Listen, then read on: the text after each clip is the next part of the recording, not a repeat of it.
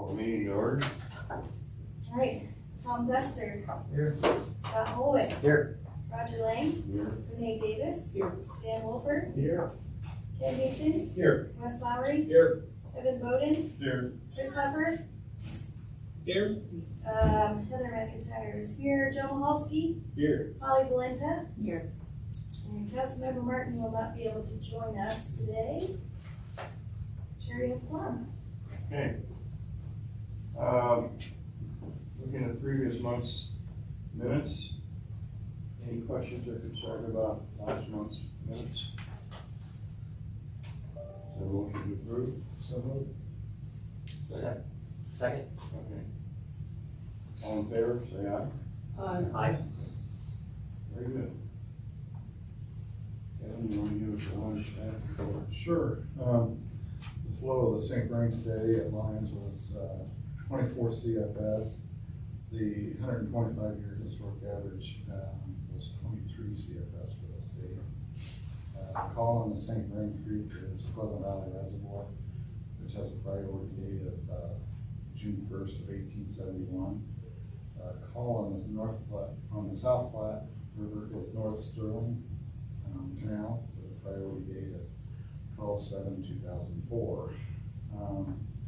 Ralph Price Reservoir at Button Rock is no longer spilling and is at an elevation of 6399.6, which is about 4/10 from full, and which is down about 100 acre feet. Union Reservoir is at a gauge height of 24.3 or 10,180 acre feet, and that's down approximately 2,500 acre feet from full. And at the end of October, our basin reservoirs were at 75%.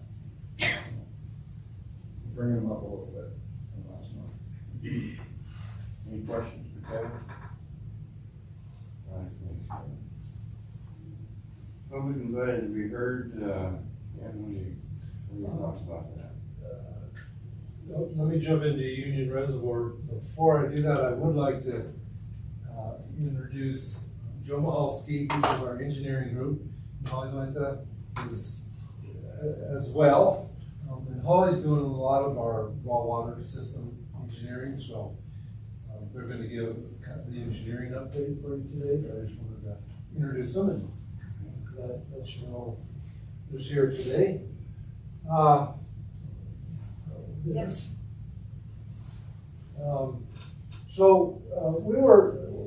Water Resources was asked to do a short presentation on Union Reservoir and kind of update the board and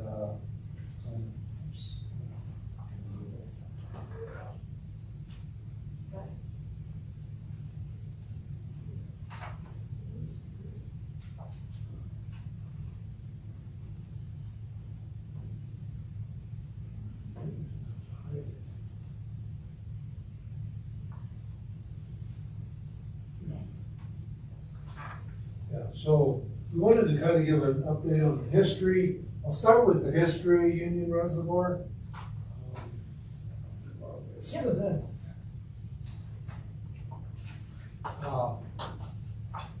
Union Reservoir started out as a natural lake. It actually sits in a little bit of a bowl. A lot of geologists feel it was kind of the terminal end of a glacier that pushed up the land to the east side of it. But we do know it was essentially a buffalo wall for thousands of years. Many buffalo would come through here. They'd go out into it for both water and to get mud, bugs. So they ended up kind of stirring it up and creating it, deepening it a little bit. But it was originally known as Calkins Lake. Ben Calkins was the city's first city engineer. So in 1872, when we founded, Mr. Calkins actually built a house on the east side, northeast corner of the lake. The house still exists. A gentleman by the name of Larry French is living in that house right now. That was the original house of Mr. Calkins. Mr. Calkins not only was an engineer for the city engineer, but he also did a number of the area ditch and reservoir company work at the same time, because didn't have enough work to fully employ him at Longmont. We've always thought really Calkins Lake, that might have been named in honor of him, or may have been named to tease him, because it was not a pleasant thing. It was an old buffalo wallow, and any water that got into it was just drainage water, so there wasn't any fresh water in it at all. It actually, though, was used to irrigate a lot of the land around it. Now, Calkins Lake is an area that was on the kind of center north side of what is Union Reservoir. Union Reservoir is much larger than Calkins Lake used to be. So that's important, because to understand the reservoir versus the original lake. But interesting enough, they were actually pumping water out of Calkins Lake, A, to irrigate the adjacent farmland, but also irrigate some farmland that was on the south side of today's Union Reservoir and east, what we now call the Union Life Ridge property, about a half section there, such that when in 1902, the Union Ditch Company, and the Union Ditch Company diverts out of the South Platte River down by LaSalle, just kind of a little bit west of LaSalle. They divert out of the South Platte River and irrigate a lot of land east of US 85, kind of east, really east of LaSalle, south of Greeley. Union Reservoir Ditch was built by members of the Union Colony, which we today call Greeley.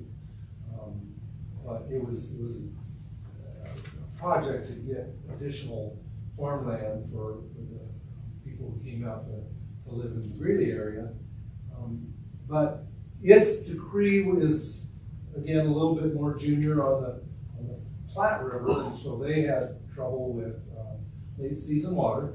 So they came up to the Longmont area and purchased property around Calkins Lake and adjacent farmland around it to form Union Reservoir Company. So originally all of the water went down to the South Platte for water, supplemental water. It was really used to supplement their ditch. And it was used almost exclusively in August and September. They had enough water in the Platte for early summer, but to finish out their growing season, they would deliver water out in August and September. In the 1950s, more and more farmers on the Platte started drilling groundwater wells in the 50s and 60s, and so the use of the Union Reservoir water directly into the ditch lowered, got smaller, and eventually the water was sold off to a couple other ditch companies further downstream, but also in the 60s and 70s, it was leased to gas, which was groundwater appropriated to South Platte, and they used it to augment out of priority depletions of groundwater wells on the Platte River. Then, in the 1980s, a water broker out of Boulder assembled controlling interest in the reservoir, and Longmont then acquired that controlling interest, about 52% interest, in 1986. So the acquisition by Longmont, really, if you go back in our records, we actually have been looking at acquiring interest in Union Reservoir since really the early 1960s. And it was actually one of the alternatives that was looked at when we were studying options for storage, including for Button Rock. Button Rock being above our treatment plant, higher quality water, eventually was chosen as the water storage vessel that Longmont would pursue. But even back then, Longmont had expressed an interest in acquiring Union Reservoir. So then in 1986, when the water broker had acquired the controlling interest, it was really obvious to us. He came to Longmont and said, hey, I've acquired this interest, this controlling interest in the company. Does Longmont want it? And he said, yes, no, absolutely. We initially acquired it by using fund balances, but we had to pay those fund balances back. And then in 1987, we had a special election in March in 1987, asked the voters if they would pass a bond to pay for the funds that we expended to acquire the reservoir. So in 1987, we actually did that. However, in December, we closed on Union Reservoir in December 1987, and when we did that, we filed for a conditional decree to enlarge the reservoir.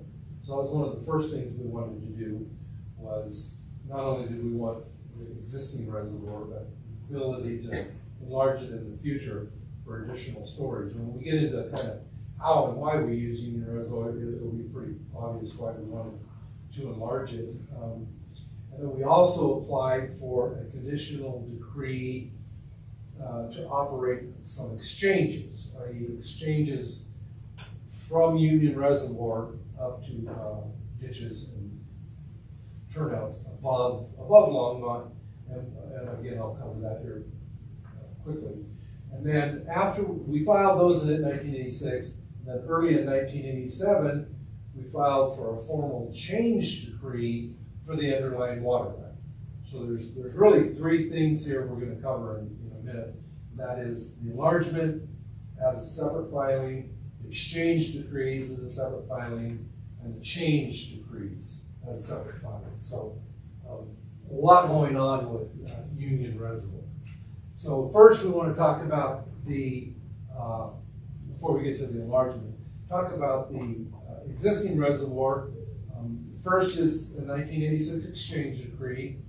And that exchange decree, basically the concept behind that is we can deliver water out of Union Reservoir, and then that would meet delivery obligations that would be coming downstream, down the river.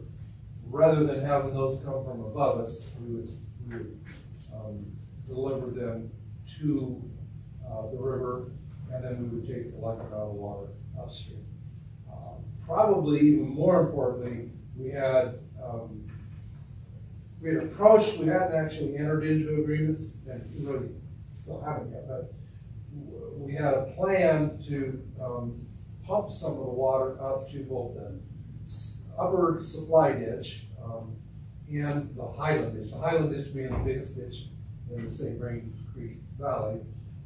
We would exchange water, we would deliver water to them. We would take a like amount of water at Lyons, where their diversion points are, and take those into our treatment plants and our other storage reservoirs. That was one of the biggest exchanges, and you really needed to do that. Originally, we were going to put in a pipeline straight north of Union Reservoir up to those two ditches, but after looking it over for a decade or so, we realized there was other opportunities to do exchanges, and so we then further refined that into what we call the Union Reservoir Pumpback Pipeline project, and I'll talk about that here in a little bit. But that was how we would do those exchanges. And then in 1987, we applied for a change decree, and that was a pretty good effort to get that particular change decree in, because it really involved changing the underlying decree for Union Reservoir and using it in a lot of different ways. So the first thing, so once we got the change decree, then we can use that water for municipal purposes and all the changed uses that we applied for. For us, the first one is, and probably our foremost way we use Union Reservoir, is by delivering water out of Union Reservoir to the St. Vrain Creek. All of our entire other water portfolio, our historical and non-historical water rights that we get, we have to go into water court and change those. And by doing that, then we end up with a return flow obligation that we owe to the stream. Most of our water is water that was in the Longmont area. Longmont Supply Ditch, Oligarchy Ditch, a lot of the ditches around Longmont that their return flow returned basically between Golden Ponds and the wastewater treatment plant in Longmont. So this area here. Some of it a little bit even further east than that, but basically that return to the river was here in the Longmont area. And so we're able to deliver directly out of Union Reservoir. It replicates those historic return flows, not only in time but in place, right at the wastewater plant or right below the wastewater plant. That prevents us from having to use some of our water rights. So there are times when we don't have quite enough water in either Union or our wastewater plant. We've actually had to deliver water out of Button Rock all the way down and deliver it down here. And that's very difficult to do. Being able to get the water down the stream, past every one of the head gates, past every stream gauge, state stream gauge, shown that that water's in there. So not only is it difficult to get the water all the way down the basin, but it's also water that is upstream that we can use. So we really don't like doing that, being able to deliver it out of Union Reservoir. So that's really critical to our overall operation in the Pacific. The second thing we do is we deliver it down St. Vrain Creek and exchange it with downstream water users. I think the board is probably pretty familiar with the exchange agreement we have with the Public Service Company of Colorado. That's the biggest, most useful one we have. We can deliver up to 3,500 acre feet of exchange up to 3,500 acre feet. That's basically Public Service Company of Colorado has CBT water that they primarily use at the St. Vrain Power Plant, but they also use at, just east of here. It's located right at the confluence of the St. Vrain Creek and the South Platte River. And Public Service Company for years, originally they used some of it directly, but basically what the Public Service Company was doing, they didn't want to pull direct flow water off either the St. Vrain Creek or the Platte. So they would pump alluvial groundwater wells along the Platte River and St. Vrain, right around the plant, and higher quality water, or at least less suspended solids. Higher quality water that they could put in their plant and use for generation of power, but then they had to augment that out of priority depletions with CBT water. Well, that worked great for years, but then Northern Colorado Water Conservancy District does not allow the use of CBT water for augmentation water. So Fiesta was sitting down there with a lot of CBT water, but they couldn't use it. And we're sitting up here with a lot of water that by going through the change case is fully consumable, easily deliverable to public service with our augmentation plan. So we entered into a 75-year agreement to exchange our water, CBT. We exchange a lot to them. We also exchange water from the wastewater treatment plant. That's the first thing we do. Whatever fully consumable effluent we have coming out of the wastewater plant, we use that water first, and then we supplement it with Union Reservoir water. But because of that large exchange, there's not enough. That exchange is so it's great for both of us, and then we get CBT water that's ready to go in our water treatment. So their use of water is primarily for the plant? Primarily for the plant, cooling water, yeah. Yeah, For that single plant. that one single plant. Now, they also use it at the Pawnee plant at Brush.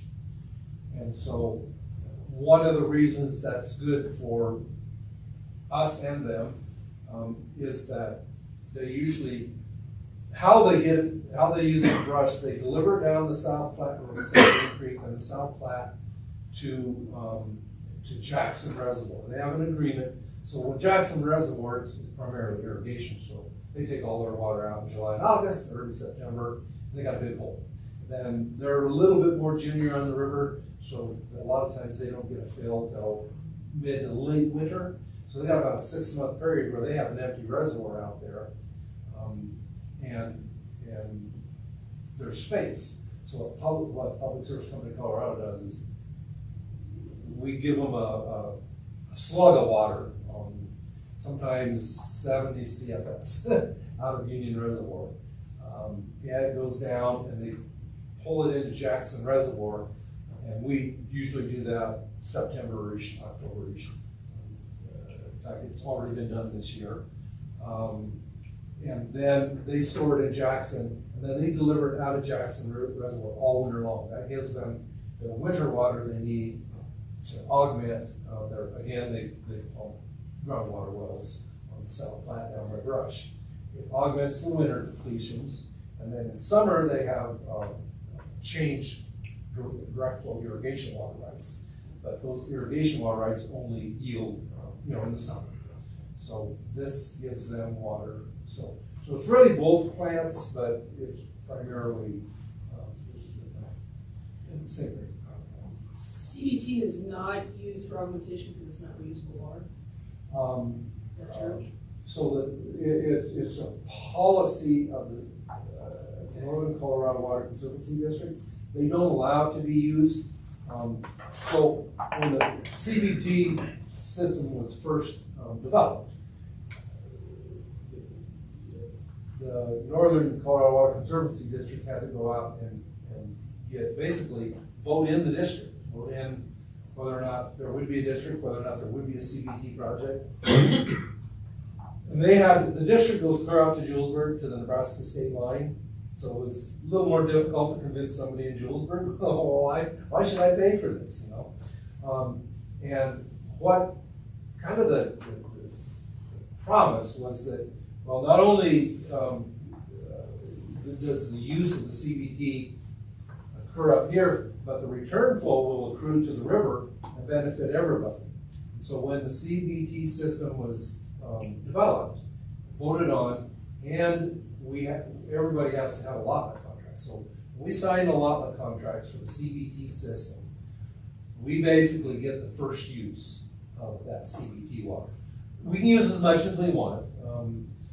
There's no requirement, but once we've used it once, we have to return that to the stream. Now, for the agricultural use of it, it's going to seep into the ground, it's going to run out the end of your field.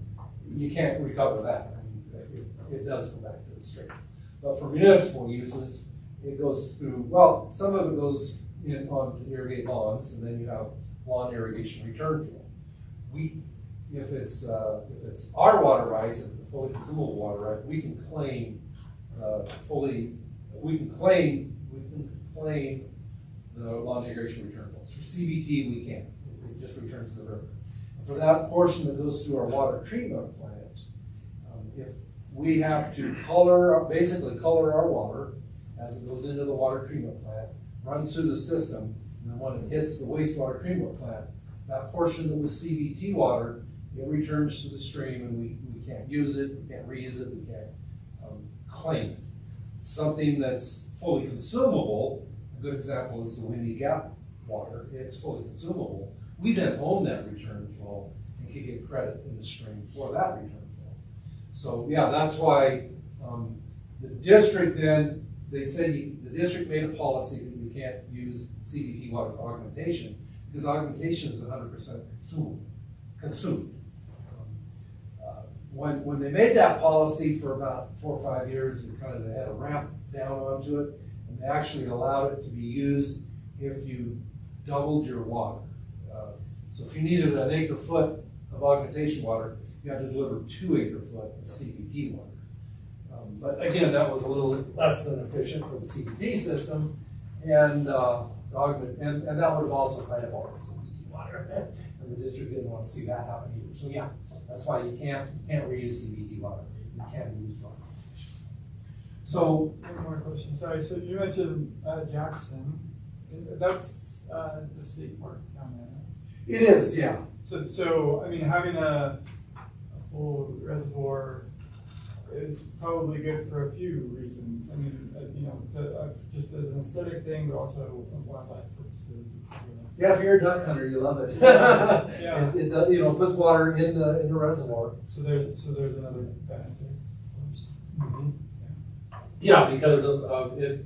More than anything else, it helps the fishery there, because you know, when if the lake gets too low in winter, I don't, you know, it's not a real deep lake to begin with. They have had, you know, problems with fish, so yeah, that does help the aquatic reservoir down there. So anyway, that's kind of our second biggest use of Union Reservoir, to deliver to downstream use. And we have a few, we've had some others, of some of the ditches downstream. An example would be the Lower Latham Ditch, which is between LaSalle and Greeley. They own a bunch of CBT water, and they used to take that CBT water. They actually took it down the Big Thompson, because it was a little easier to get it down the Big Thompson River, and that hits the South Platte right about their head gate. But they used to exchange with us because the loss that they incurred running the water all the way down the Big Thompson, the 0.5% per mile, all the way down the Big Thompson to the head gate, was much higher than if we delivered out a Union Reservoir and got it down to them easier. So they would take Union Reservoir water, and then we would get their CBT water. And again, both a good deal for both of us.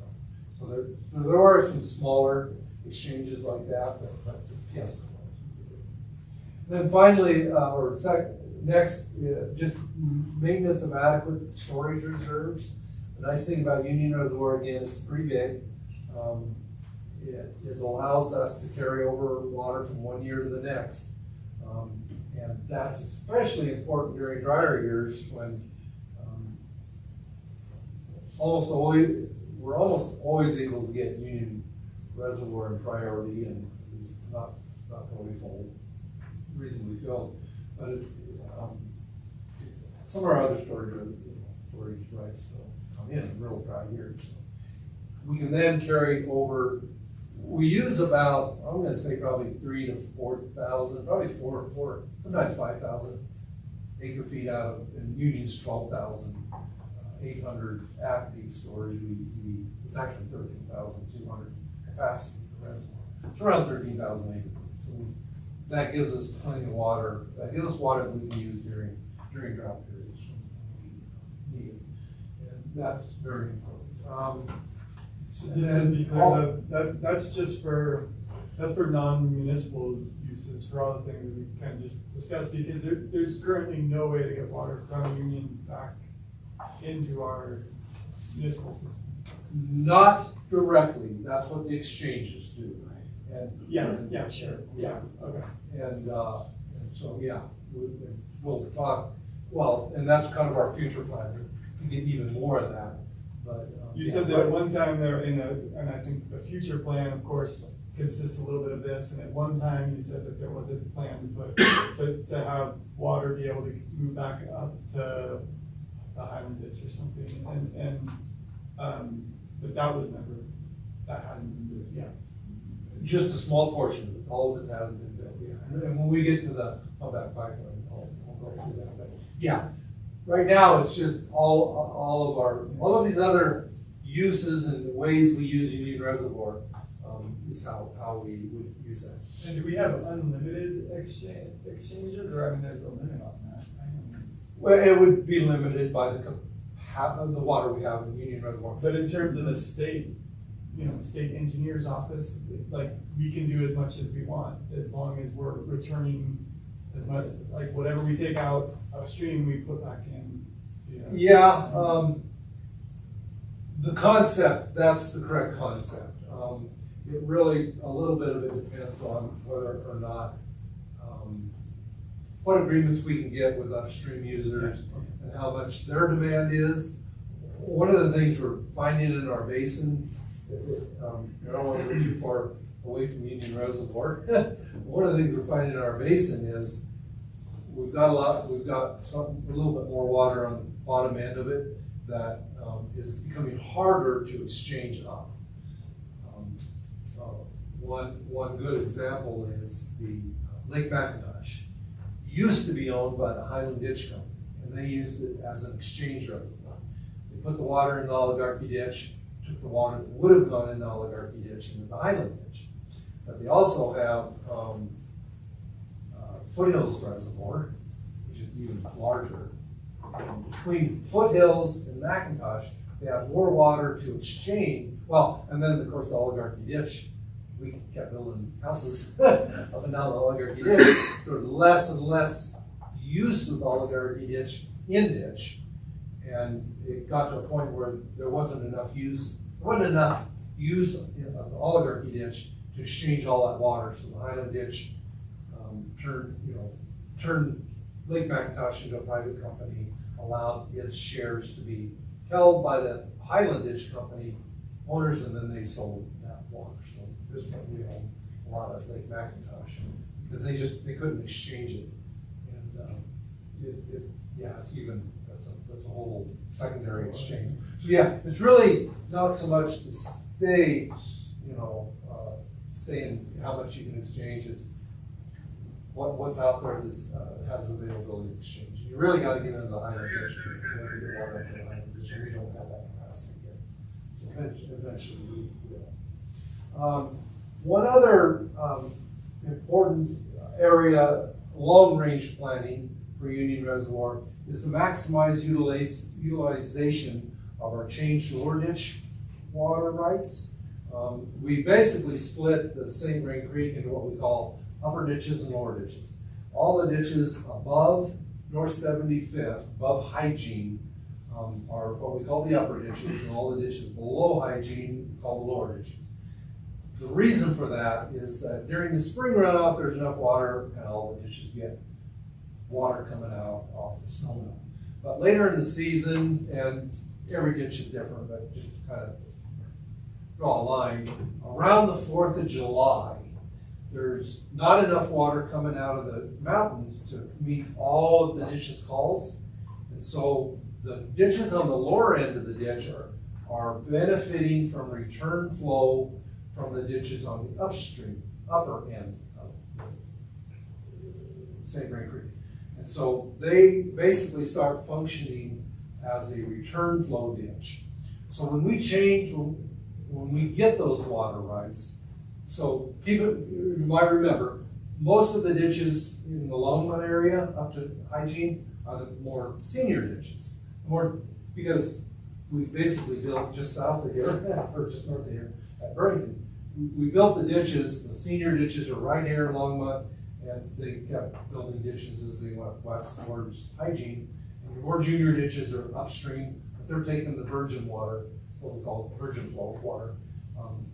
And so in summer, if we own, for those ditches we own above hygiene, we're able to change those in water court and use those all summer long. For the ditches that are downstream, we can't use them. We can use them when they're in virgin flow until about 4th of July. Then we have to use them down here. And of course, again, we use them for return flow obligations. That's one of the ways we use them. We deliver them to some of the lower ditches, and we use them for irrigation of parks and greenways. That's another way we can use them.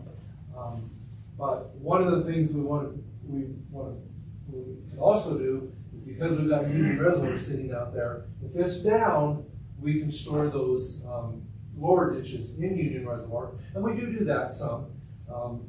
For one reason is we're storing fully consumable water. That changed lower ditches is fully consumable, and it maximizes our utilization of the reservoir. When we use Union water, half of it is a return flow obligation and half is fully consumable. So we're only get 50% of the actual stored water in Union if it's a Union decree, whereas if it's a lower ditch decree, we get 100% of the water that we store in there. So again, that increases our fully consumable portion out of Union Reservoir, and we do have minimum obligations that we have to deliver anyway. But utilizing that for those lower ditches is currently usable, and in the future, as our demands increases, we need more water, that utilizing that for those lower ditches is very, very valuable to us. It would be a long term. Then the next one is, and this is in our change cases, is direct use, or the first use of the upstream storage of the Union Reservoir storage decree. This is one that actually, when we talk about it, it's like duh, but people don't always see it. current, or for 100 years, Union Reservoir filled off Oligarchy Ditch. The Oligarchy Ditch diverts just south and a tiny bit west of McCall Lake. So it's diverting upper ditch water, good clean water. It's diverting that water down, it diverts into Oligarchy Ditch, goes through town, and fills Union Reservoir. Good way, has always been a great way to fill Union Reservoir. Another way you can think of that is, another way to fill it, and you kind of think of it as the same as running it down the irrigation ditch, is that we can divert it at our water treatment plant, run it in pipes, run those pipes through town, and then we get to use it in our homes and businesses. And we use that water as a first use, then we treat it at the wastewater treatment plant, and then by exchange down here in Dickens Park, we take that. We actually drop it into the St. Ray Creek and take water right above where we put it in the creek, a like amount of water.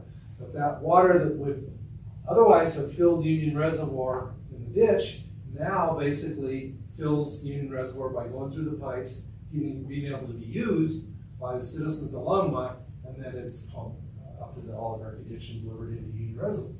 So same thing happens in Union Reservoir. It gets filled, but Longmont uses it first, and that's a dual use of that same water. So that's really an important aspect of the whole Union Reservoir degree. And then finally, there's in-basin exchange opportunities and increased delivery capacity. All of the exchange opportunities that are now and in the future will be available with Union Reservoir are there. One of the nice things is Union Reservoir has an outlet capacity of 95 CFS.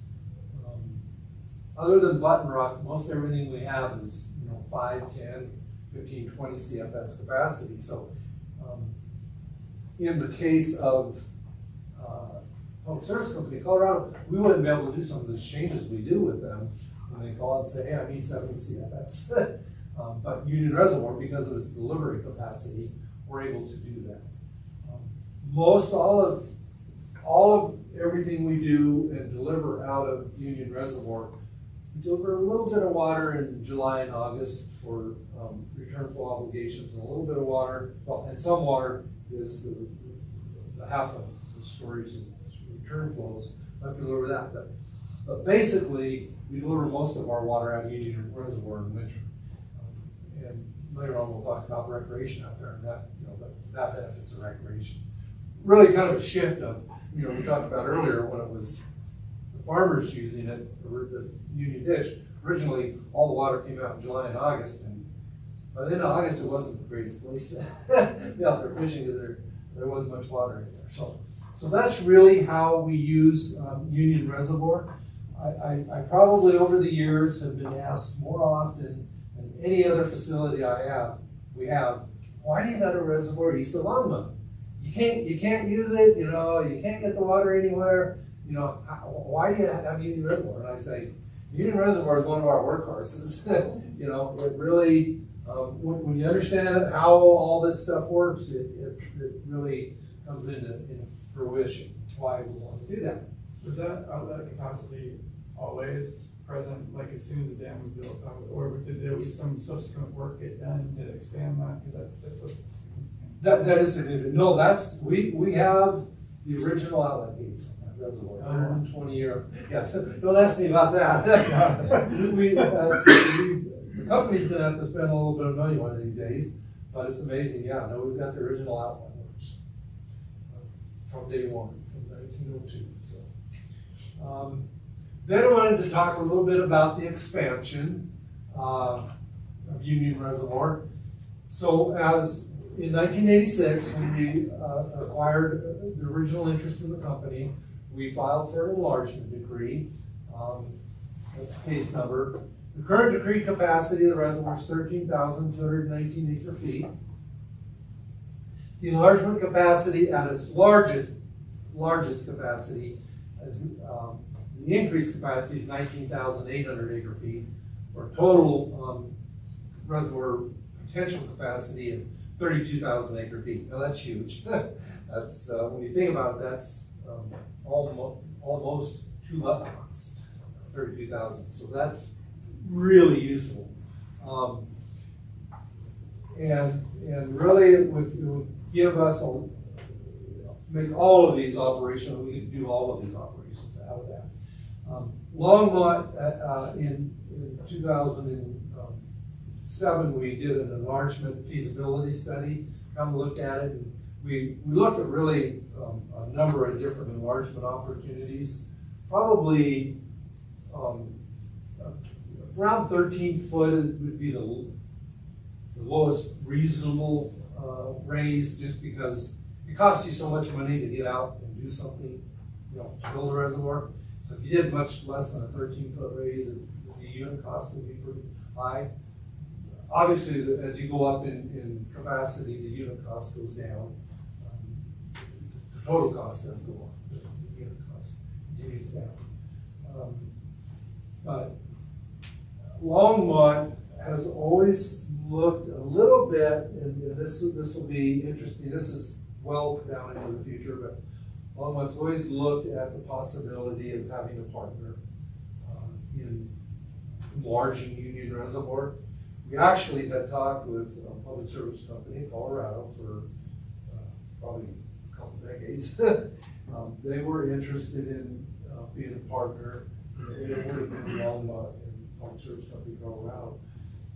Then they converted the St. Green plant from a nuclear plant to a gas-fired plant. And with other plant options, they're not really looking for more capacity. They feel that really their water supply, in addition to a number of ditches and reservoirs and other agreements, big water supplies that are CBT. They own 10,000 units of CBT, which is incredible holding. It's almost as big as Longmont's. Pretty incredible holding of CBT water. Well, yeah, the enlargement capacity, that's a proposal, basically. I mean, that's if you were going to enlarge it, that's kind of the capacity you would be looking at to enlarge it, that extent. Probably not for Longmont's purposes, but for with a partner, yes. That would be the maximum. That'd be the maximum we can raise. We can go anywhere from about 5,000 acre feet up to 32,000 acre feet. So, but you want to file. We wanted to file in 1986 for the largest expansion possibility to tie up those water rights. So our water rights are 1986, which don't sound very. They sound pretty junior, but quite honestly, they're in front of an incredible amount of augmentation and placement water type projects on the main stem, and also during parts of the year. It's a better decree than if you were to. But as far as the enlargement, what's our thought about actually going ahead with an enlargement? Is this kind of on an as-needed thing? Yeah, it'll depend on Longmont's growth and future water demands and everything that we've looked at on our future water supply. We actually were ready to start looking at timing and constructing the project out of Union Reservoir. We were actually starting to look at that when the Windy Gap Firming project started initiating its exploration. And we talked quite at length with Water Board about this in the late 1990s. We struggled with, we like the idea that Union Reservoir is owned by us, totally, in our control.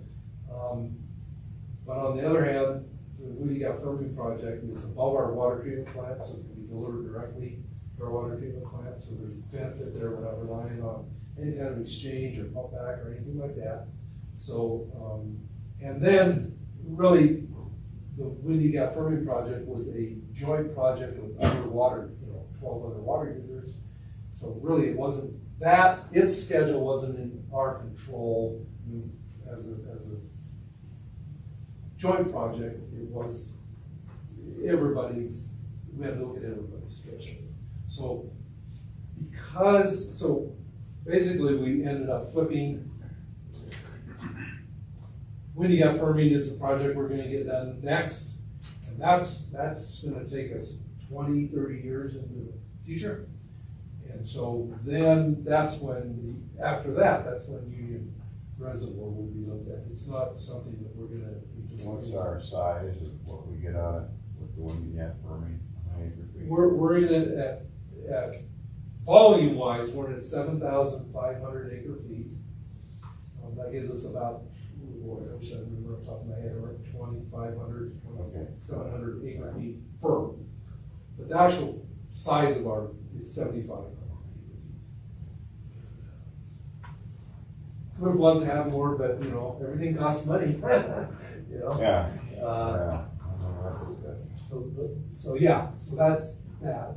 So what's what, just real quickly, I mean, just to give a kind of perspective here, like, what's the footprint of a union that is 32,500 acre feet? So that's a 21-foot vertical raise, and it's. I mean, I'm just thinking about the topography out there. I mean, does that take it, I don't know, out to County Line Road or something, or is that like?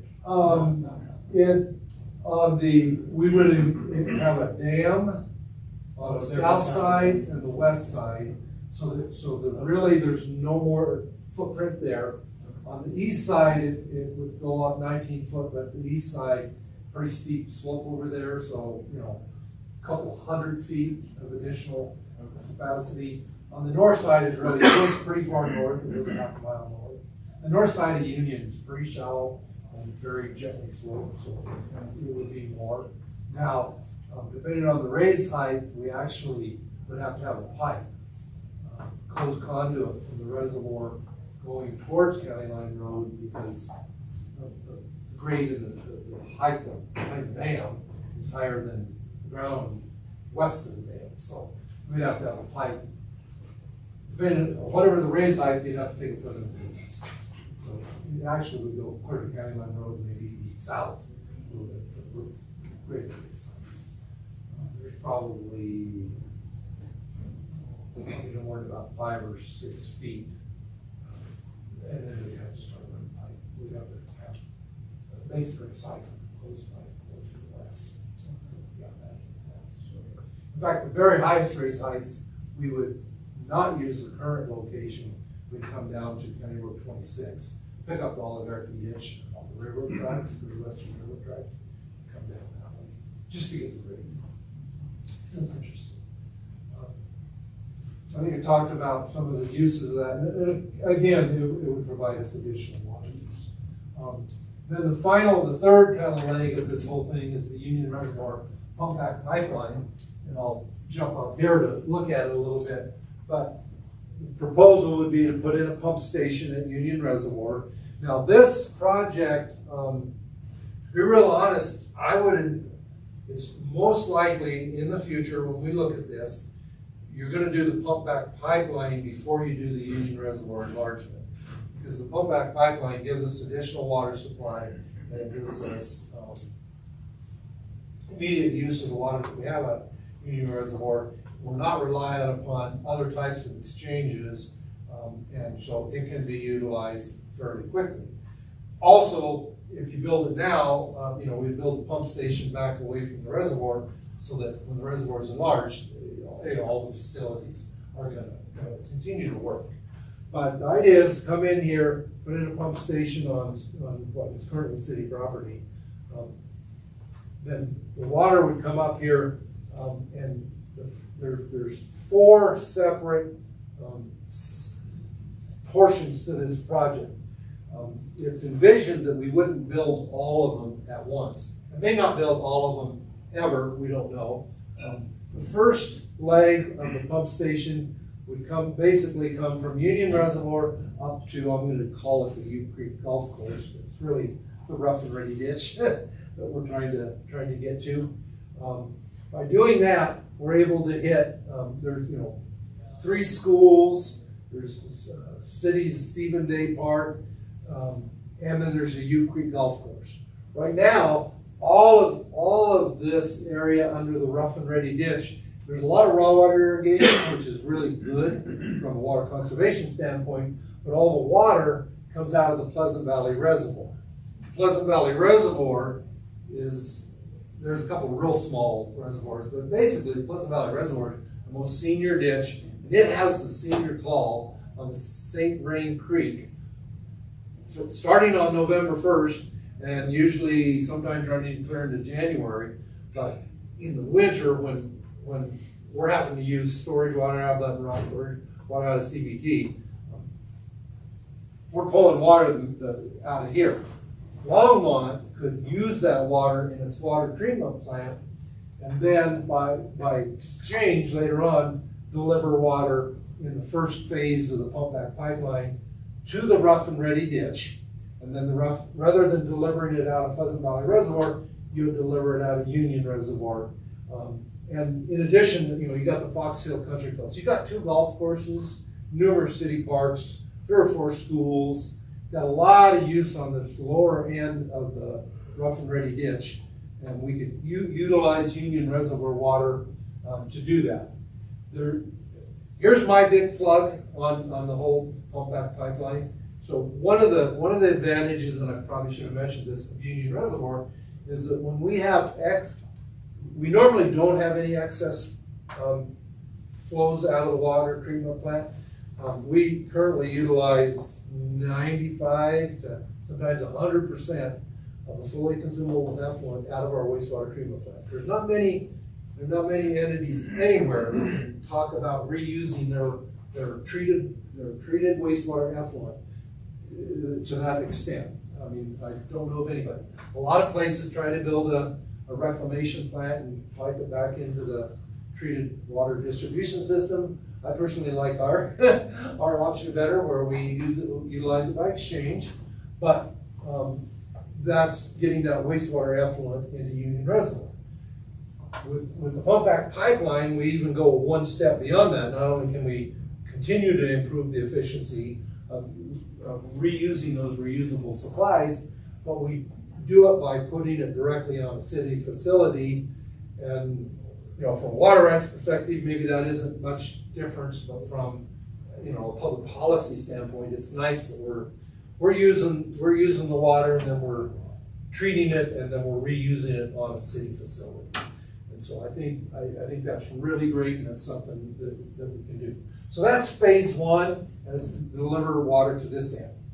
Then phase 2 is to come down Highway 66 to just west of Lake McIntosh. That's really the biggest bang, and the biggest part of the pump back pipeline, because it does a couple things. One is we then would be able to drop water into the Oligarchy ditch at that point. We'd go down the Oligarchy ditch, and we got all tons of city parks on the Oligarchy ditch that we can do, again, direct reuse of our wastewater effluent and other water in Union Reservoir. We can put it into McIntosh Lake, we can deliver it out of there to our plants. So and then also you can jump up here to the rough and ready ditch, and that would then let you put water in Pleasant Valley Reservoir, or again, take water out of that ditch, and then also the Highland ditch. So right here, uniquely right here at the Lake McIntosh, you've got access to the Oligarchy ditch, the Longmont Supply ditch, the rough and ready ditch, and the Highland ditch. Those 4 ditches pull the bulk of the water in the St. Vrain. So, I mean, you really are benefiting, you're really increasing your ability to exchange water at that point. That's a extremely critical point. So that's phase 2 of the project. Really opens up what we can exchange to that. Third leg of it would be to bring it on up here to Birch Lake Oligarchy Reservoir number 1. And the advantage to that is, A, we have a current water treatment plant there. Probably won't ever turn that plant on again, but we don't know. We might put some filters in there, who knows. But again, that decree we could take into the water treatment plant because it's coming out of the St. Vrain Creek up by Lyons, above our turnouts, at our turnouts. We could take that, and then we could fill Birch Lake out of Union Reservoir. So take that like amount of water. That's over 1,000 acre-feet right there. And then we don't have current plans for it, but then there's a pump station at the island at the water treatment plant here. We could put in a new pump station and pump it up to our water treatment plant. So we can actually physically run it up to our treatment plant. We're not planning on that right now, but you know, having this facility and having this planning lets you do something. The neat thing about that would be you'd run the water up here, you'd treat it, you'd run it through your system, you'd pump it up to Union, you pump it back up to the plant, and you just start running around in circles until you fully consume that water. Summer, we only have about 35-ish percent of the water that would be reusable partially because of how much is used on lawn irrigation. But in the winter, we have in the 90 to 95% return flow. So, you know, if you only use 5% of the water, you can run around that circle a lot of times. Not that we're not currently planning on that, but we certainly keep that as a backup opportunity. Who knows what's going to happen in our water in the future? You know, and so this whole pump back pipeline scheme provides us with future opportunities to use. I honestly believe that when you start down here, you can get, as you go up, you get more and more exchange opportunities the further you build the pipeline. I think there's going to be plenty of exchange opportunities down lower that will be able to consume any water that we want to run up there. Well, looking forward with Chimney Hollow coming on, how does that impact this need? Does it tend to diminish this? Well, it diminishes it for now, for the next 20, 30 years, and hopefully it will provide that water for Longmont, possibly to build out of the city. You know, we don't know.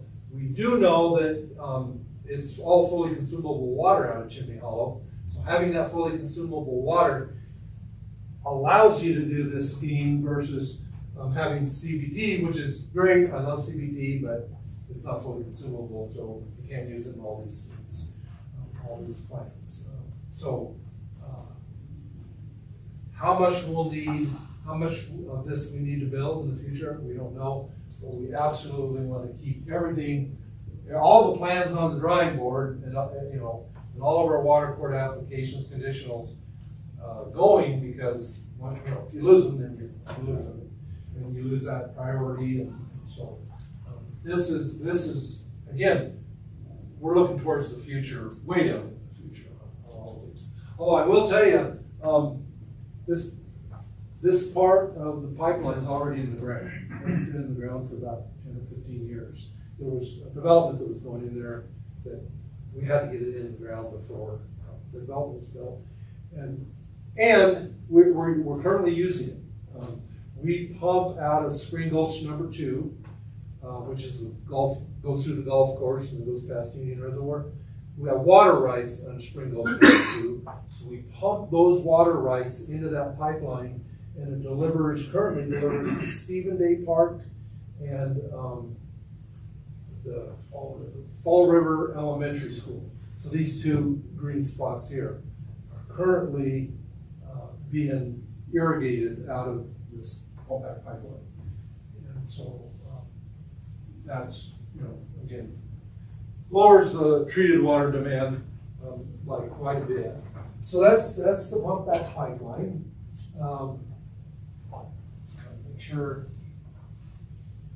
I think I've covered. One thing we have had conversations with the St. Vrain and Left Hand Water Conservancy District. they're doing, some planning for the overall benefit of the entire basin.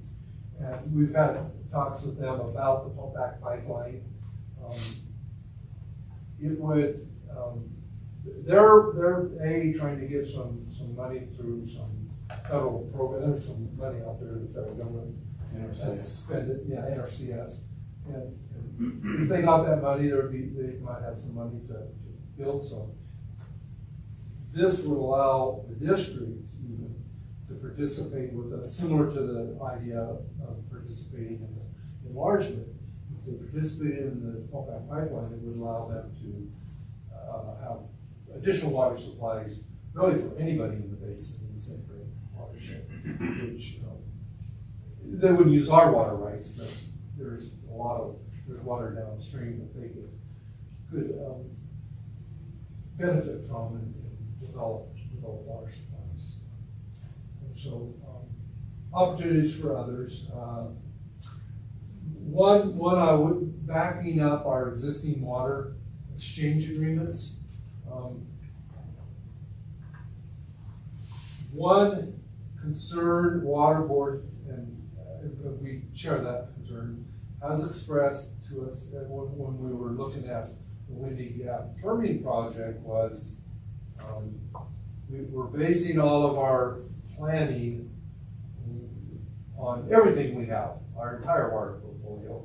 And one item in our water portfolio that you always like to have full control of your water. You want to control everything. One item we don't have is the public service company exchange agreement. That is a 75-year agreement that was started in 2003 or so. So it's no longer 70, it's a 50-year agreement now.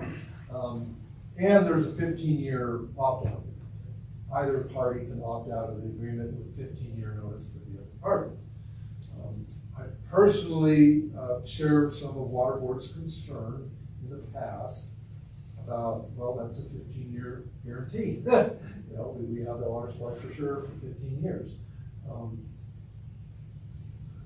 Part of the concern is, yes, all power companies are looking at going more green, more renewables. You don't need water if you're going to put up a solar panel. You don't need water if you're going to put up a wind turbine. Well, not as much water. Probably the St. Green power plant is going to remain because it's natural gas, and the natural gas plants are needed as a backup for all of the power schemes. But pump storage could back that up too. We just don't know for sure that those power plants will remain operating, both the Pawnee plant at Brush and the St. Green power plant east of us. And then what does PSCO do? Do they keep their CBT water at $100,000 a unit times 10,000 units? You can do that math. It's a whole lot of money. And some, somebody back, PSCO got bought out by Excel Energy out of Minnesota or something like that. So somebody back in Minnesota is going to crunch numbers and say, what's this asset worth? And so that was what the board and staff's concern. I'm very comfortable that we have a great agreement with PSCO, is a great partner, but long term, that absolute guarantee that will stay. So the pump back pipeline project is our ability to not quickly, I say quickly in construction, Joe can build it. Joe can do it. Couple of miles an hour. Yeah, we'll do nothing for that, I'll be able to build that. But quickly be able to build that under our control and start those exchanges and basically take the 3,500 acre feet that we're delivering up to 35, deliver to PSCO, and then use them to come back pipeline and by exchange get that water. How much of that 3,500 acre feet can we do in phase one? And what's the volume of phase one exchanges? You know, I'd have to look at it. I'd have to look at it, but probably on the range, more like about 1,000 acre feet or so. I apologize for not remembering that off the top of my head. We have our master plan has all those phases of how much water. But we certainly can deliver it all as we go into the second or third phase. I think even the second phase would do that. Okay. So. It's a lot of information, Ken. It was a short presentation. Sidelines. So based on what I heard you say, I believe you're saying that probably the pump back would be a higher priority to you than the enlargement of Union. Yeah, I would see that we'd do that. And just out of curiosity, if that's 1 and 2, where would be maybe the expansion of Button Rock in that order? It would be 4 only because of its cost. I mean, if cost didn't matter at all, it would be an enlargement of Button Rock in a second, because that's right. You know, it's above us, it's higher quality water, but its cost is just so high. When I say so high, it would be a good deal. Do we currently have a decree for that expansion? We have a similar decree, a 32,000 acre foot decree for an enlargement of Button Rock. So it's 1967. I don't want to say that right. Is that right, Wes? 1960. It's the same as the existing reservoir. We filed for what we're going to build plus the enlargement at the same time. So again, that's pretty senior. It's senior to really anything else in the basin in terms of new projects in the basin. It's senior to all the fog plans on Platte River. It's senior to Coffin Top decree. Coffin Top's I think 72. It's junior to the Narrows. Well, Narrows Road will get built. Yeah, I'll let you guys think about that one too, but that project's pretty awful. But yeah, so. And then finally, it's the recreational aspects. You know, Union Reservoir, when it was a private company, it was a private lease. Water Sports West was the last one to own it. Longmont, when we acquired controlling interest, we let them know, hey, you know, this is going to be a limited time. They continued to lease it privately for about 6 or 7 years, but in the early 1990s, Longmont took over the recreation lease for the reservoir. There are numerous recreational improvements that the city has done. Some of them paid for by grants from the state, both Gold Cove, Colorado, and the State Division of Wildlife. It's literally one of the favorite I think it's one of the favorite recreation areas in the Longmont area. Our citizens really like it. And in fact, so much so that when the city went out about a year or so ago to talk about some of the ballot issues we were looking at, you know, one of the highlights of that whole study was, hey, we want to see more recreational opportunities out in Union Reservoir. That wasn't included on the ballot because that kind of was already going forward. In fact, one of the projects right now that's being looked at is a perimeter trail around Union Reservoir. The perimeter trail, everybody, I don't know if you've ever been up around Lake McIntosh.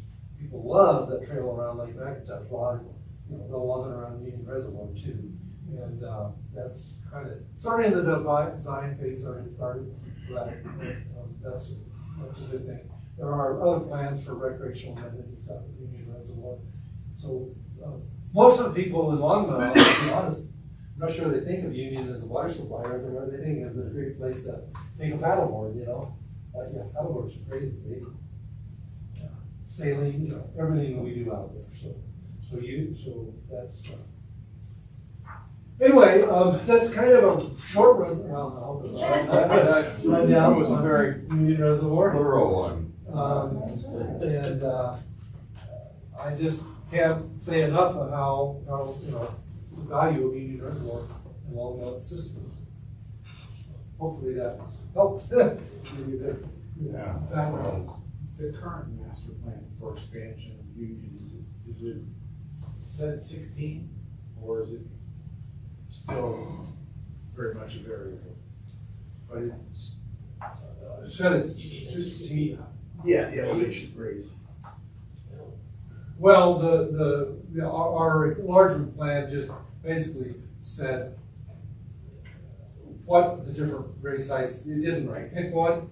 I'll tell you honestly, that study did tell us that a 19-foot raise is sort of the highest raise we can do reasonably. The 21-foot raise is feasible, technically feasible, but the cost from 19 foot to 21 foot was way up. Because of being able to get water into it and how much on the north side. I mean, it just impacted a lot more stuff. So I would, from an economic standpoint, it's somewhere between 13 foot and 19 foot. That's the sweet spot in the election. And that would, again, depend on a partner, if we got a partner. Okay. Thanks a lot, Phil. Very informative. Thank you. Okay. How about any agenda revisions? Sorry? I have none. Oh, I thought you said I have one. All right. In development activity, there's really nothing going on there. So, give me the general business. Sorry? No general business. Items first. Yeah. So for Very the good. record, I'd like to show that my items went right through really fast. Well done. Duly noted. Nice job, Larry. Yeah. So, Joe and Holly, I think you're on. All right.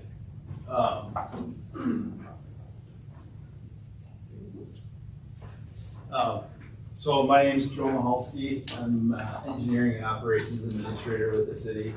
I've mainly worked on capital projects at the wastewater treatment plant over the past 15 years, kind of a new role that I'm stepping into.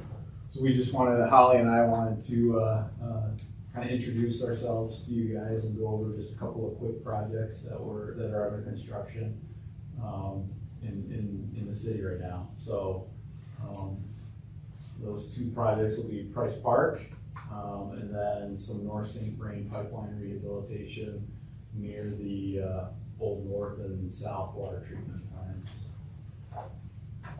So Price Park tank. So again, just real quickly going through some of the past work that's been done. So the project was started in September of last year. I don't know if anyone here golfs, but the parking lot was tore up pretty good during the winter season last year. But the weather was pretty nice, so there were still lots of golfers who were driving through there. But the contractor's really been doing a good job interfacing with the pool customers and with golf, so access was maintained throughout that period. There was an existing 2 million gallon and 7 million gallon reservoirs that were on the site. For the most part, the 7 million gallon reservoir was the one that was still in use, but these two pictures show those two reservoirs. On the left, it's the 7 million gallon, and on the right, it's the 2 million gallon. So those were demoed right away. So moving along into April of this year, after they had excavated the site, they kind of poured. Yeah, so this was a one-day pour. There were about 40 concrete trucks that came through the site, so it was a busy day, and they actually poured it in about 7 hours. Took them another couple, they were finishing as they went along, but it was a long day. You can see it was overcast. It was actually a perfect day for a concrete pour for the guys and everything.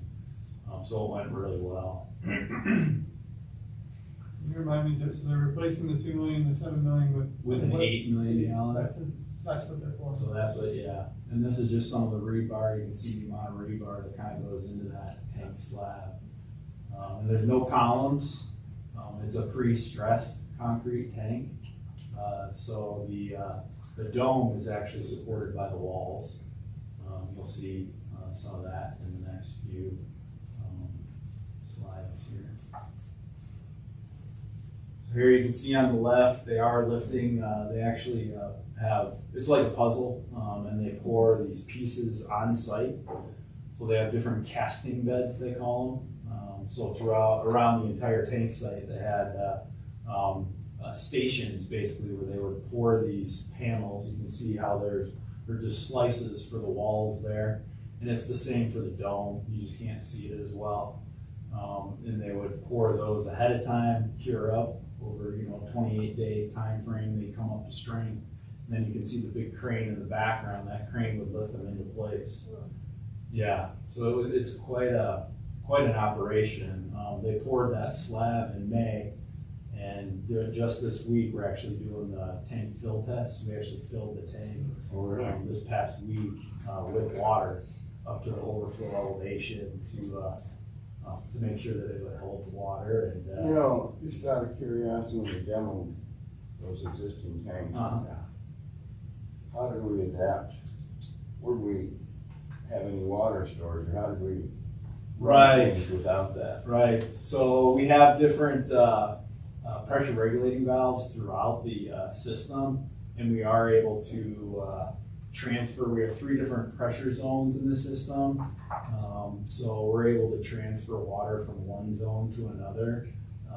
It's not the ideal way to operate during this time period for fire flows and just that storage capacity. But we've been able to get through this 1.5-year construction period just using the existing infrastructure and the distribution system.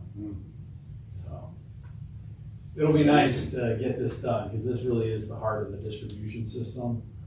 The original reservoirs were, built turn of the century in the 1900s, and a lot of the piping for the 3 zones all come together in this area. So as part of this construction too, what you're not seeing is a pump station. So that pump station is going to give us greater flexibility on how we operate the distribution system as a whole. Once water flowed by gravity from Nelson Flanders and Montgomery Tank down to this location, we really didn't have the ability to go to the other zones under the current, the old configuration. With this pump station, we're going to be able to go from zone 1 to zone 2 and 3. Give us better redundancy if something else happens in the distribution system. Just give us better flexibility for operations where we want to move water around to. What's that hole for in the side of the tank? So that one that you're seeing there is the overflow, the tank overflow. So there's still piping that needs to attach onto that, and it'll go to a manhole where, if there's an overflow event for some reason, hopefully that never happens, but it's a requirement obviously to design that in, that it would overflow. It's pointing directly at your house. It goes through a ditch to the south. Hardly ever used. But that's why I'm here too, is just so you have a face to the name when you want to come talk.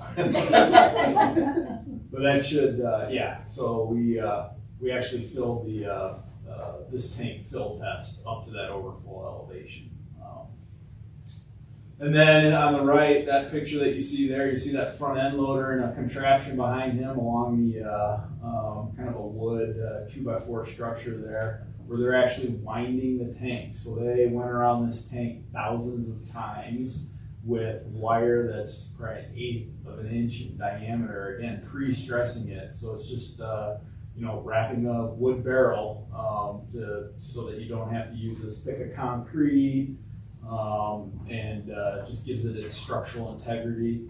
And you can see up at the top there, like I was saying before,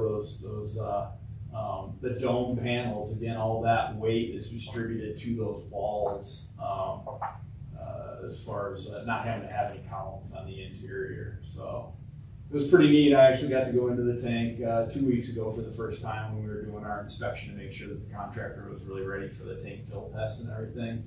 And it's unbelievable. So Joe, does that, with that spill overflow, I mean, like, let's say about the middle, does that mean that this tank would only be filled about halfway at any given time? No, so on the inside, what you're not seeing there is a concrete box that they built up to a higher elevation. Gotcha. It's only a few feet, probably a couple feet below where the dome joins the top of the wall panels. And so that was the tank project. It's slated for completion in April. We still have to test out the pump station. There's still quite a bit of electrical, obviously the landscaping work, all that needs to be done.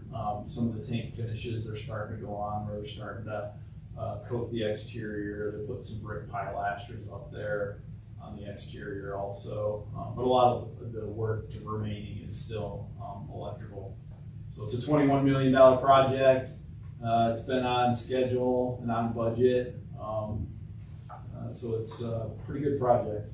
Some past engineers here did a really good job planning it. John Robb was the main senior civil engineer. I definitely got to give kudos to him. And then Josh Sherman, obviously the current engineer here, kind of was the project manager towards the beginning with all the new changes and everything. I've taken it over since January of this year, but a lot of good people working on that project. Yeah, the contractor, Garney. pretty. So Garney is the contractor. We did get a good contract also. So we did. They're a good pipeline contractor and do a lot in water and wastewater also. Yeah. This is the first time I've been able to work with them in my career. I've always heard good things, and yes, they're doing a good job on the project. It was difficult. The beginning of those first few months when I wasn't involved was really a difficult part of the project. Tying into existing water lines and shutdowns and kind of like you were alluding to, just all the operational changes that we had to make just to make sure that the existing system stayed operational. There's a lot of coordination. Yeah. So with that, I'm going to turn it over to Holly. So Holly is a new engineer in the water and waste department. She was with development review prior to that. But she's handling a lot of the raw water projects for us now. So she'll explain another project. We'll go from treated water to raw water. This project, the North St. Croix Pipeline Line Project, is, thought you might want to know where it is. It's located near 36 and 66, so between our water treatment plant and the town of Lyons. We're going to be lining approximately about 1,600 feet of a existing 24-inch main, and it's going to go within the area kind of adjacent to Highway 66, within the area that you're seeing. And there we go. Okay. So now you can see kind of where it's located. Our beginning, middle, and end pit, that middle pit is actually located really adjacent to the intersection of 36 and 66. Whenever infrastructure is starting to age, you might have some repairs on it. But then whenever you get to the point where you have so many repairs, then you're either looking at potentially replacing or rehabilitating it. Because there's so much in this area, and I'll go back to the previous one, you can see perhaps here better than the plan. You can see there's a couple ditches. We've got the creek, we've got some buildings. We're obviously adjacent to Highway 66 and 36, and this water main actually goes across one of those roads. We've got floodplain, we've got potential environmental issues, we've got trees. There's just a lot of things on the surface that could be potential conflicts. And so whenever you're going from repair to potentially replacing or rehabilitating, in terms of putting a new pipe in the ground, there's just a lot of potential conflicts. And so that's why we're doing our rehabilitation type approach in this location.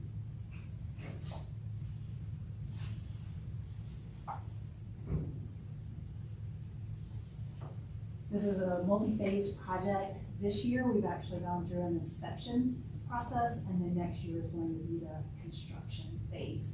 As you can see, if you go from left to right on this, for these pictures, we did an excavation of that middle, whenever the previous slide, it showed a beginning, middle, and ending. This is actually at the mid-pit location.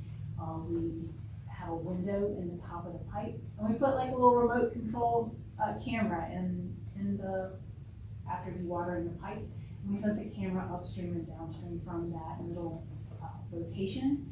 And what we were looking for was just to make sure that we want to do this rehabilitation, we want to do this liner, but we want to make sure that the pipe is appropriate for this lining application. So we were looking things for like cracking. We were looking for potential anomalies within the pipe to make sure that we could line it. And we found things such as the one on the very right side, which was a nice gusher. We have a hole in the pipe because it was dewatered at that time. That meant that the groundwater was coming in. But whenever we have a pressurized pipe, what that means is that we're losing our water. And so that water that Ken was just talking about, we want to be able to use it and use it and use it again. We want to make sure that we keep it within the pipeline, and that's kind of the purpose of this project. We've completed most of the investigation. The construction is going to be next year. What that construction is going to be, it's kind of like a sock.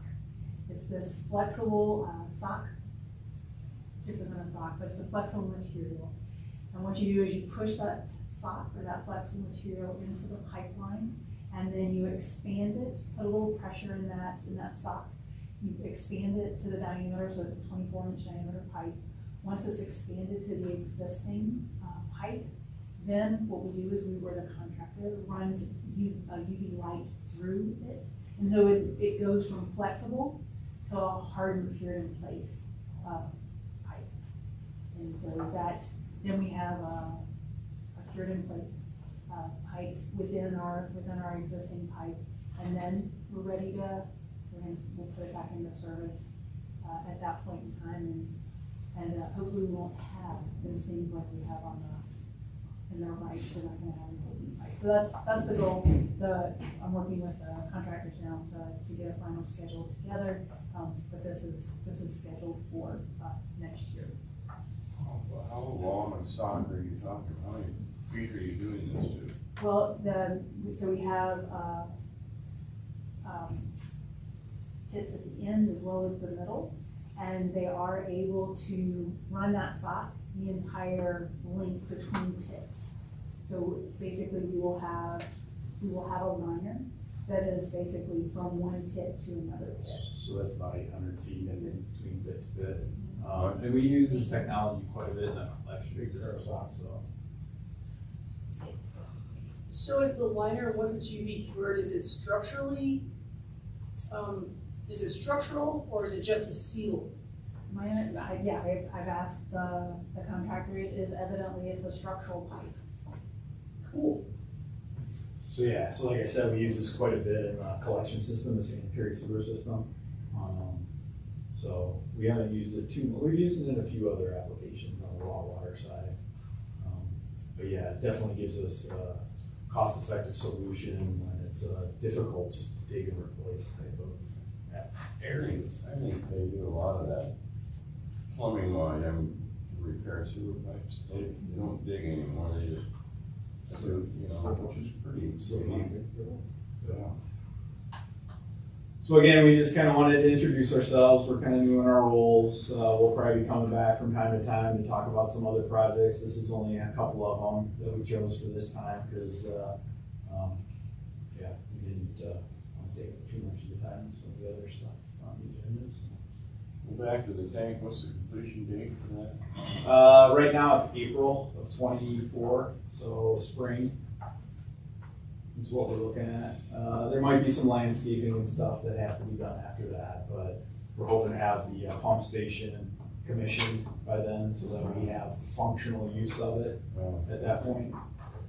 What's the status of the historic tank? The historic tank. Oh, the elevated tank? Yeah. So I don't know too much other than we're not touching it with this project. It's iconic. Yeah, and I think for the most part, it's being used for telecommunications stuff, so. Well, Rademacher made me a promise he's gonna paint that tower. I don't know if you have anything to do with that. It's not on the list that I have right now.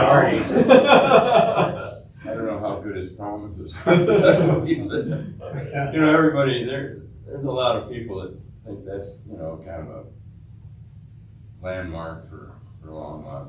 It helps you find your way home if you live in Old Town and Slade.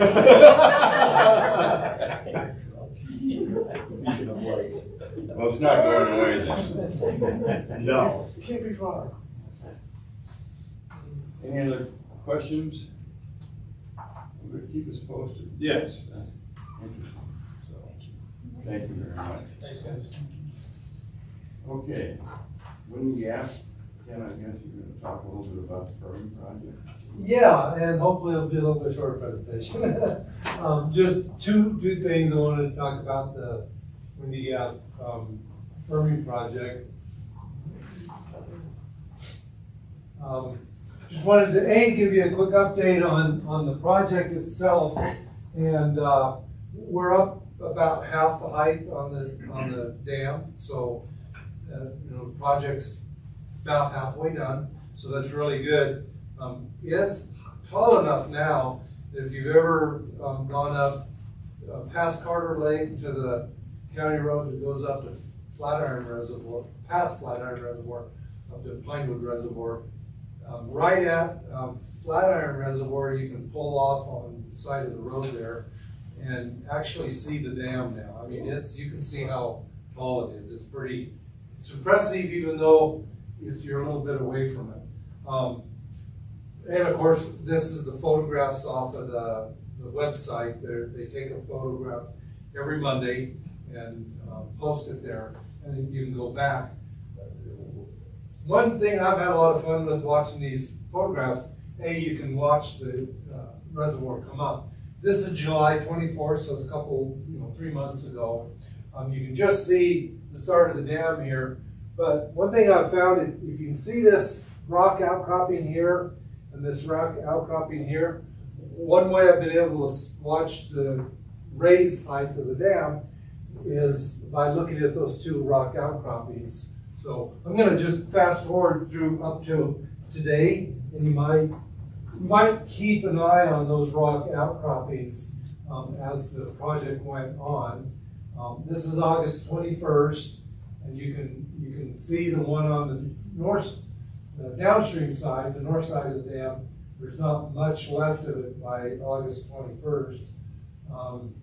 Just a tiny nubbin of it on September 5th, and you can see the other one.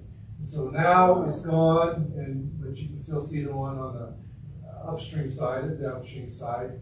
Then October 10th, it's starting to disappear.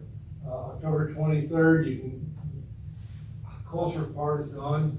And then November 13th, which was last week, you can just barely see a little tiny bit right here. So you can imagine how much of the vertical raise. And now, when you look at it, you can really see the dam on both sides of it. So, yeah, it's a bunch. So that part is going really well. Probably the one other thing on the project I wanted to really talk about is the Colorado River Connectivity Project. That was a plan that the reservoir used to, reservoir used to come down to here. The dam was relocated to here, and the connectivity channel is being put in there. That project went very well this summer. I love this picture because you really can see, where the dam was relocated from here to here, and you can see the connectivity channel coming through there. Really, I just thought that was a really good That's photo. looking into Granby, right? Yeah. And this is actually a close-up of the channel, so actually pretty good size, and you can see the riprap and everything that went on with it. And this is a picture of a couple weeks ago. We started running water through the connectivity channel. So there's still work to be done out there, but this is substantially complete. So where they were running water, and this is, I believe, a really great part of the overall Windy Gap Permitting project. Made this possible.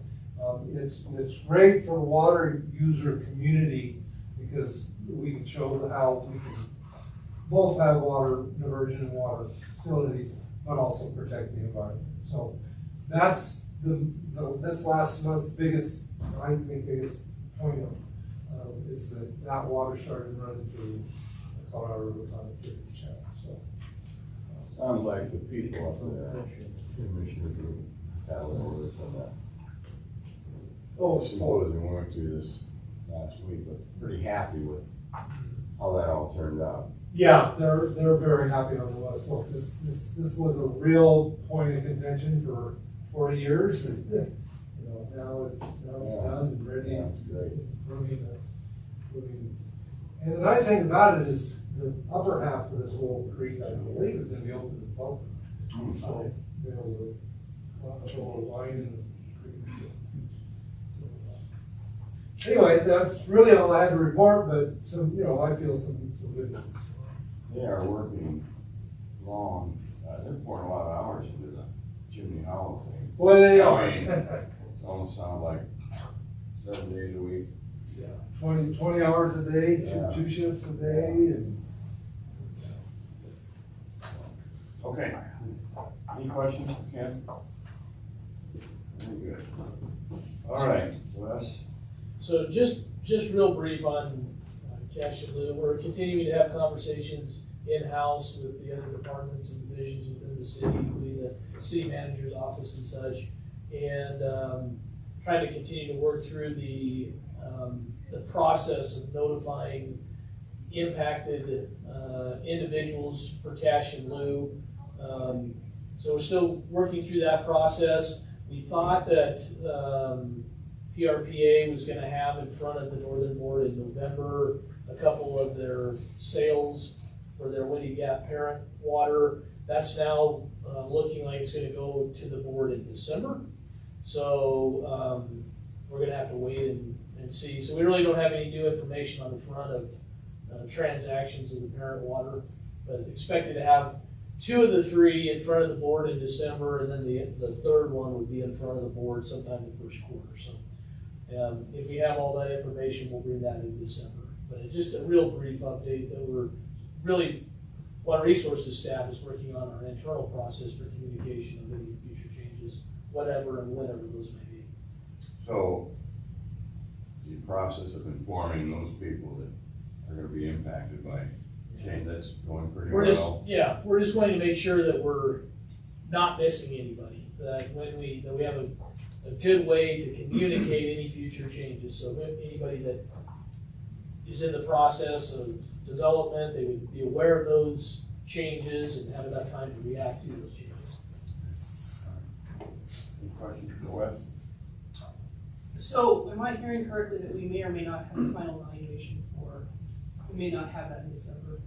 That's what you're hearing. Okay. Okay. Definitely first quarter.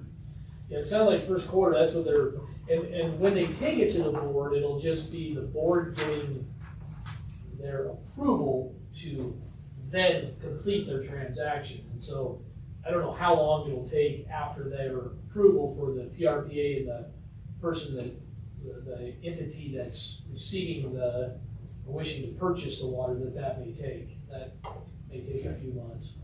Yeah, but approval is kind of a nice official, It is. it's an official piece. It is. and we think at that point then that it'll all be done. Yeah. Who it is and what, Yeah. Anybody else for Wes? Okay. Thanks, Wes. Okay, major project listings. And anything we want to talk about there, everybody's got a chance to look at what's coming up our way. Questions about it?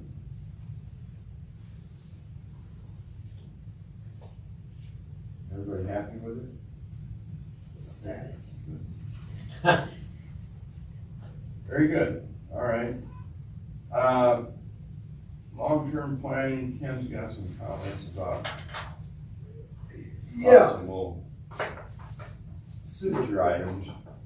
Go ahead, Ken. Thank you, Mr. Chairman. Yeah, what we wanted to do is just, I guess, broach the subject. We're not asking for any really even any input or decision today.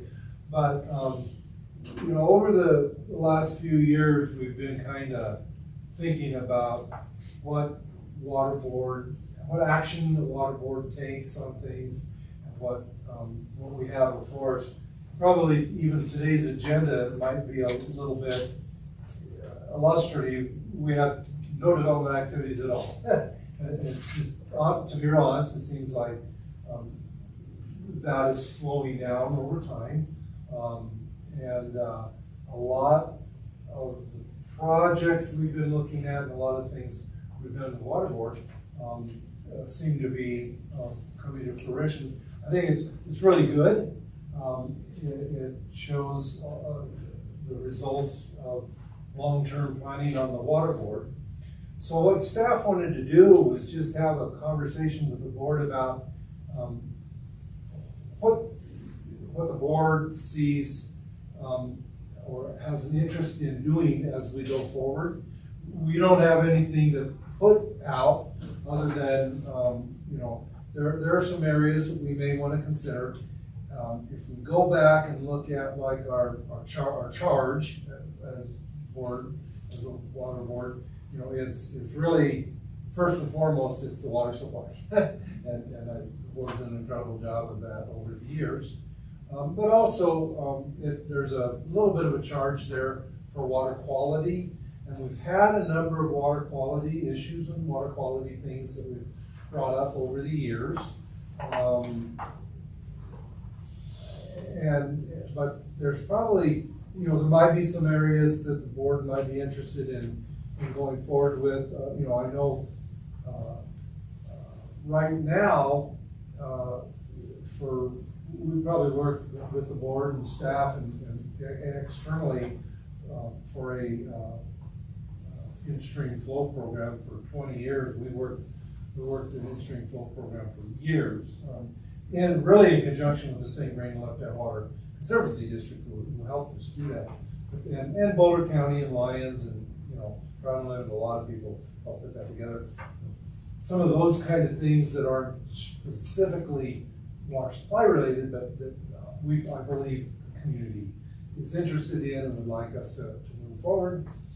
So we might want to, you know, look at a few of those types of things.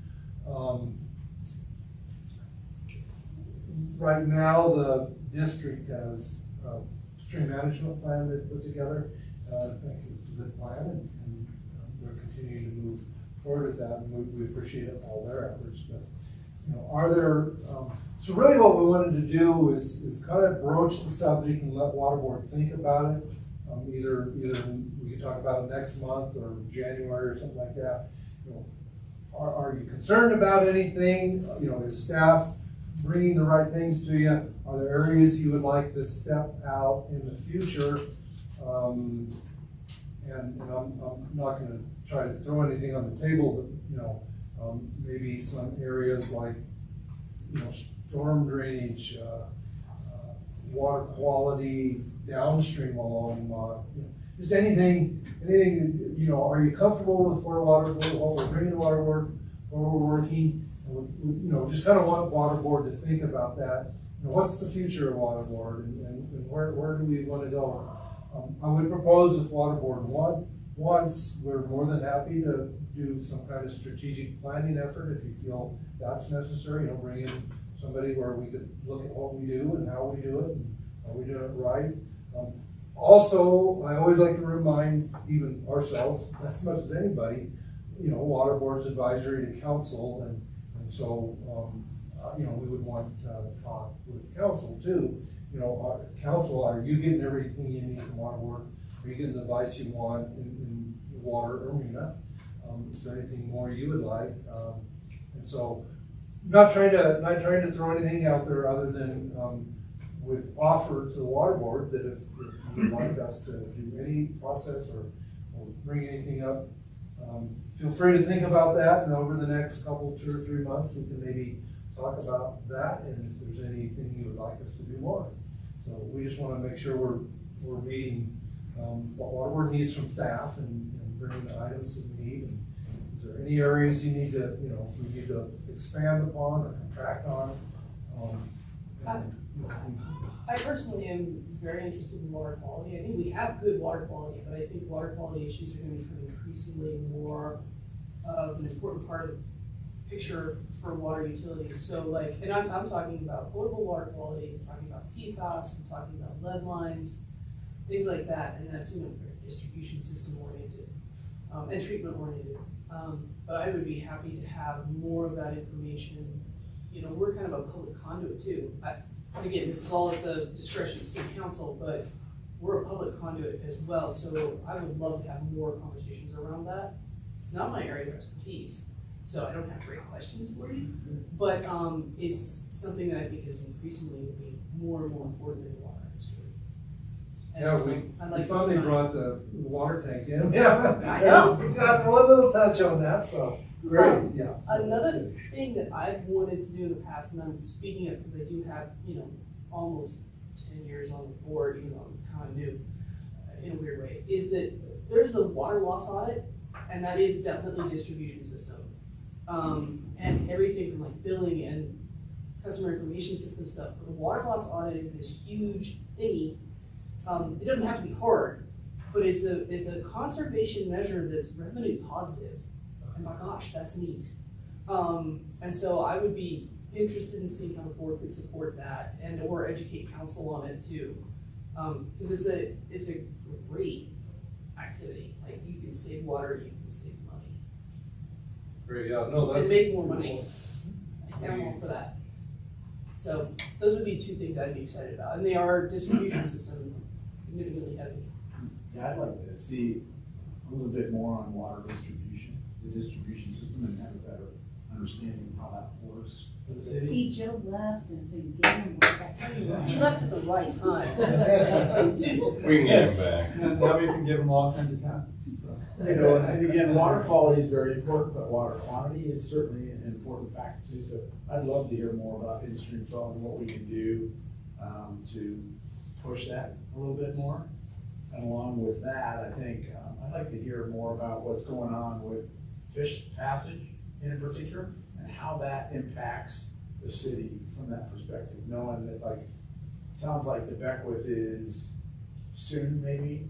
Oh, I don't know about soon, but maybe the next path, that might be involved in it and that, and what does that mean to the city from again, I'm thinking, when we lost the bonus ditch, we had, in order to make that elevation up, we had to do like 9 drop structures, and what was that impact? So the same thing with Beckwith, if you lose that, how do we deal with that, and what are the success, because we've got, what's the fish passage notebook now, it's the playbook, and maybe a little bit on that too. Yeah, we should, actually, that would be good to bring this. That's a good idea.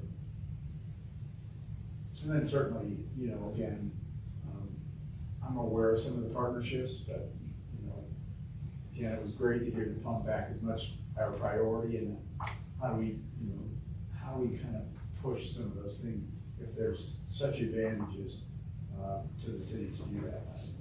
Again, always an issue of dollars, right? Yeah. And timing and people and to be able to do those kind of things. So have more discussions about maybe those long-range capital projects and how we can better partner with other folks to make some of those things happen. Speaking of water loss, maybe it's been said already, but I'm curious, the state of our plant, we're talking about lining pipes up near lines. What's the state of our facility in Longmont per se? I mean, at what point is there concern of the age, and how does it age, and when we do about it, if, you know, I'd rather have something proactive rather than, you know, let disasters determine when we get in and do something, so. Yeah. We could talk about that a little bit. I'd like to know that we have a fairly safe infrastructure that's well looked at. Yeah, the asset management and the distribution system. Yeah, I yeah. almost did a deeper dive into that fantastic figure that they had, both that last month and the month before, where it was like all of these kind of like time periods where, you know, where things are starting to kind of, you know, come out of, you know, kind of, you know, starting to deteriorate or whatever life cycle type assessment. Like a deeper dive into something like that figure would be a visual, or a nice supplement to that component. I will say that, I mean, so, water quality is my area of expertise, so you don't have to twist my arm on that one. I'd love to hear more about that. Something that came to mind as we were talking, I mean, as you start to recycle water, of course, this amazing water quality that we do have here in Longmont starts to deteriorate, right? Like, so you take water that has come out of the wastewater treatment plant, you pump it back upstream, and then you say, well, we'll use that again, you know, and of course, if you use it on a lawn or something, then that's fine, but if you're using it in municipal deliveries for drinking water, I mean, there will be an inherent quality loss in that really, you can't do a whole lot about. I mean, taking water from, you know, crystal clear streams in the mountains, right? I mean, obviously that's better, right? So there's some quality issues just associated with water reuse that might be kind of interested in thinking about. That said, I've always been kind of fascinated by the concept, by these exchanges, and like these different points of conversion and all these kind of things, right? Where what happens in the middle, right? And that's where these in-stream flow type programs really need to kind of like show their magic and their work, essentially, is ensuring that even when you are changing where you're taking the water from and you're exchanging point of diversion from here to there or whatever, or you're putting water back in the river down here, but you're taking it from up here, and there's this stretch in between where those in-stream flow programs are really important, and I would say that's one pretty interesting. Well, it's too bad Marcia isn't here, but I'm curious about what does council think about what they're getting from us? Yeah. I really don't know, because I never hear, but certainly there's some opinions, I imagine, but I just don't know. And Ken, that was gonna be my question, because now that we have a realigned council marginally post-election, what is their process? Do they convene and really prioritize as a collective once they have some turnover? Or is that just, you know, I've lived for 23 years, 24 years, I don't even know what they do from a sequence perspective, because they do turn over with some regularity, and that does sometimes create new focus, but I don't know if they intentionally go through, here's what we want to do, or if it's a little bit more ad hoc on, you know, month-to-month basis, and whatever the whim is what they're working on. But it would be nice to have some more direction, because we don't get a lot of top-down direction, right, from council, which is okay, but if they had something, that they're more interested in, it'd be nice to know. Well, and knowing that, like, when you yapped, and there was a pretty significant project for the city, at what level are you, or, you know, involved in any kind of orientation to the new council members, so that they have a better understanding of some of this operation? So, yeah, we actually do have, normally, I can't say always have, but we normally have a time where the new council members come down and meet with staff in each of the division, major divisions. And they always want to come down to the water department. I've had a number of times where, you know, you get like an hour. I'm not going to load. Don't give the union reservation. So I won't bring you to Right, but yeah, we do get an opportunity to at least talk to them, and they, you know, kind of explain what the department is, and more than anything else, give them a face and a name for to be able to access. But yeah, it always helps to have more conversation. Always helps. So yeah, no, we're more than happy to talk to council and you know, get more feedback. That's pretty good start with the list, I think. Appreciate those. Everybody, and I think that's important.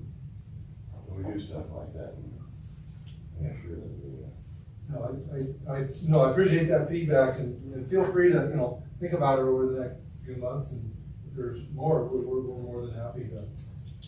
Sometimes you just keep plugging away and don't take time to say, hey, are we doing? well, for us, that pump back presentation was good. I'd never seen this, how that all works, so I appreciate that. It was informative. It takes a little bit to figure to really truly understand units. Go out there, yeah. I mean, that's the level of detail that I would enjoy. For some topic, every meeting, to be honest, like, so just, pick some random topic. It doesn't even necessarily matter, because as we start to stitch those things together, we just increase our overall understanding of the system in general.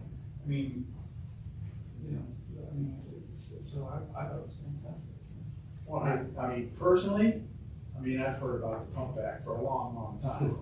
And it was always, we're gonna go through your open space to do that. And I was like, it was really a negative overtone for me until I heard, and saw the big picture and what the advantages are for the exchanges and the things that we can do further upstream. So I thought it was a great presentation today, very helpful. Just as another example that could go onto the list, like I would like that same, this would be really heavy, to be honest, but that same level of detail on just like all the ditches, really, right? Like where they go from and to, and who has the lion's share of the shares, and how Longmont got involved eventually, and to what extent we operate with partners through the entirety of the system. Of course, I was gonna say that. so of course it would. It would have to be small bits. Maybe you break it into that upper ditch, lower ditch kind of concept, or even fourths or something, or something that we, take off those small pieces, or the biggest ones we start with first, or whatever it is. But some level of detail on that would be. Great, well, we've got the expert in the. And I was gonna say, and where are we gonna be in 10 years with these ditch companies? Yeah. Good question. Good conversation to have. Do we still have ditch riders? Sometimes. Yeah. What? Sometimes. Sometimes. Yeah. Yes, we do. But as they age out or need to be replaced, it's very challenging to find replacement ditch riders. Yeah. That have any concept of what that actually is. 20 years ago, that we got a weekly report. I can't remember the guy's name. Must have been a ditch rider for decades. Usually a lot of detail, but don't hear much about it. That's pretty interesting. Yeah. So there's a lot to do, Ken. I hope you can't retire for another 10 years. Well, we'll see. But actually, to kind of wrap into, we have been putting, or we were trying to put in the list of water board items. We're trying to put like one item a month. Because we don't want to overload the meetings, but yeah, we'll try to do that process where we bring a few things like that. So feel free to look at that list we have and say, I'd rather right now hear about this, or sometime I'd like to hear about that. But yeah, we still got things like the Colorado River presentation. This month we did Union Reservoir. I think it'd be really good. And the good thing is it's being recorded so everybody can, in the community. And make it a learning process for us. Where do those recordings live? YouTube, They do. Our water board meetings. on the city of Longmont YouTube page. Because I was going to ask too about things like the slides that are presented and that kind of stuff. I guess it's maybe a moot point if it's recorded in that way. But do we have access to the slides? Yeah, I can send them to you. if you'd like. Maybe we could even have a place where they live. And if the partners that come in and share, I would like to go back and review those things periodically, just because I'm too I'm not smart enough to absorb everything immediately, you know, so it would be nice to maybe review those things periodically. Super, well, thank you very Get what much. you needed, Ken? Yeah, we got some. All right, Thank you.